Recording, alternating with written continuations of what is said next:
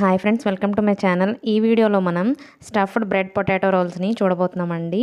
Late చేయకుండా ప్రాసెస్లోకి వెళ్ళిపోదాం. ఇక్కడ మనం ఉడికించిన బంగాళదుంపల్ని తీసుకున్నానండి. నేను 3 ఉడికించిన బంగాళదుంపల్ని తీసుకొని గ్రేటర్తో తురుముకోవాలి. ఇలా తురమడం వలన ఏంటంటే ఎక్కడా కూడా గడ్డలు లేకుండా ఉంటాయన్నమాట.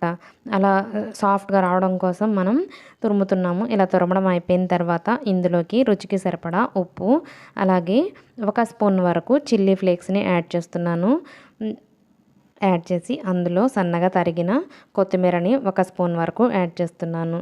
తర్వాత ఒక క్యారెట్ని సన్నగా తురుముకొని ఒక 2 స్పూన్స్ వరకు క్యారెట్ని కూడా యాడ్ చేస్తున్నాను.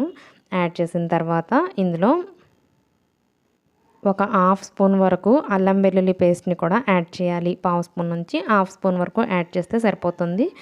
యాడ్ చేసిన తర్వాత ఇందులోకి నల్ల మిరియాల పొడిని ఒక 1/2 స్పూన్ నుంచి 1/2 స్పూన్ వరకు యాడ్ చేయాల్సి ఉంటుంది. యాడ్ చేసుకొని బాగా మిక్స్ చేసుకోవాలన్నమాట. మనం యాడ్ చేసిన ఇంగ్రీడియంట్స్ అన్నీ బంగాళదుంప మిశ్రమంలో మిక్స్ అయ్యేలాగా, అంత ఈవెన్గా మిక్స్ అయ్యేలాగా ఒకసారి మిక్స్ చేసుకోవాలి. ఇలా మిక్స్ చేసుకోవడం అయిపోయిన తర్వాత దీన్ని పక్కన పెట్టేసుకుందాం. దీన్ని పక్కన పెట్టేసుకొని మనం బ్రెడ్ స్లైసెస్ని తీసుకొని వాటికి ఎడ్జెస్ ఉంటాయి కదండి, ఆ ఎడ్జెస్ని కట్ చేసుకుందాం. 4 సైడ్స్ కట్ చేసేసుకొని పక్కన పెట్టుకోవాలన్నమాట. మనం 3 బంగాళదుంపల్ని తీసుకున్నాం కదండి, ఉడికించిన బంగాళదుంపల్ని. ఆ స్టఫింగ్ మనకి 5 బ్రెడ్ స్లైసెస్ వరకు సరిపోతుంది. ఇక్కడ నేను 5 బ్రెడ్ స్లైసెస్ని 4 సైడ్స్ కట్ చేశాను. ఎడ్జెస్ కట్ చేసిన తర్వాత దీన్ని మనకి పూరీ కర్ర ఉంటుంది కదా, దాంతో స్లోగా ప్రెస్ చేసుకోవాలన్నమాట. ప్రెస్ చేసి కొంచెం స్ప్రెడ్ అయ్యేలాగా ప్రెస్ చేసుకోవాలి.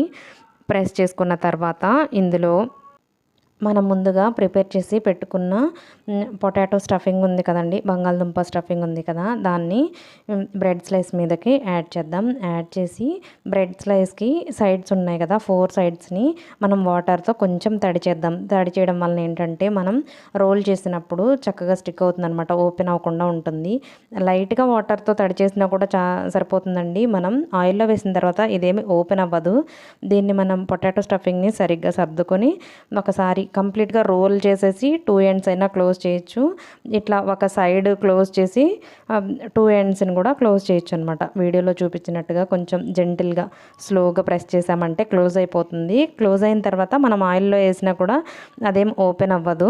ఇలాగా 5 బ్రెడ్ స్లైసెస్ని చేసుకొని పక్కన ఒక ప్లేట్లోకి తీసుకుందాం. ఇలా ప్రిపేర్ చేసేటప్పుడు సైడ్స్ మాత్రం కంప్లీట్గా క్లోజ్ అయ్యేలాగా చూడండి.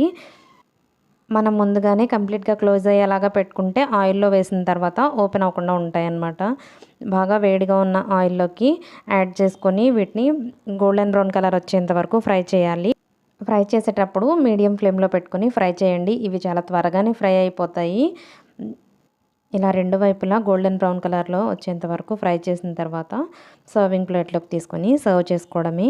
మనం లోపల పెట్టిన స్టఫింగ్తో ఈ పైన బ్రెడ్ కొంచెం క్రంచీగా ఉండి చాలా టేస్టీగా ఉంటాయండి. వీటిని మనం వేడివేడిగా ఉన్నప్పుడు తింటే ఇంకా బాగుంటాయి. ఈవినింగ్ టైంలో స్నాక్ లాగా అయితే పర్ఫెక్ట్ రెసిపీ అని చెప్పొచ్చు.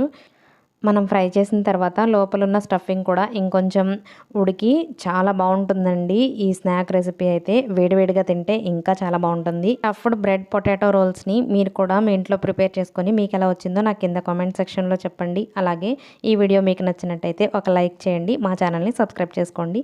Thanks for watching.